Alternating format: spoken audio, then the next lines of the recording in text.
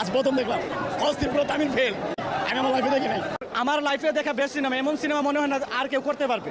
তুফান প্রিয়তমা কিচ্ছু না, ইতিহাসের পাতায় শাকিব খান সবসময় এক সেরা থাকবো।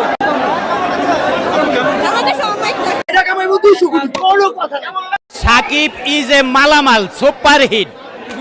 ইথিকা পাল এর জন্য আরো সুপার হিট হয়ে গেল।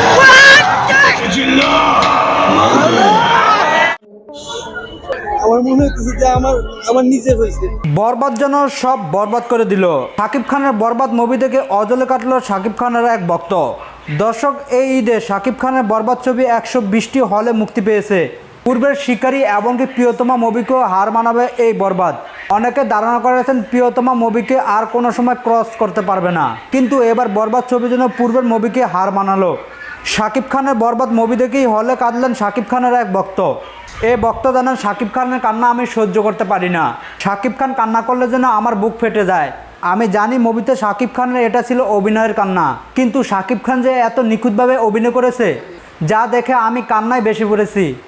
তাই শাকিব খানের কান্না দেখে আমার নিজের কান্না ধরে রাখতে পারিনি। দর্শক, শাকিব খানের কতটা ভক্ত হলে এভাবে কান্না করতে পারে? বরবাদ মুভি দেখে সবাই শাকিব খানকে প্রশংসা বাসিয়েছে। এমনকি যারা যারা বরবাদ মুভিটি দেখেছেন, এই মুভিটি আপনার কাছে কেমন লেগেছে অবশ্যই আমাদের ভিডিওর নিচে থাকা কমেন্ট বক্সে জানাবেন। সকলে ভালো থাকবেন, সুস্থ থাকবেন। আল্লাহ হাফেজ। আসসালামু আলাইকুম রহমতুল্লাহি ওয়া বারাকাতুহু।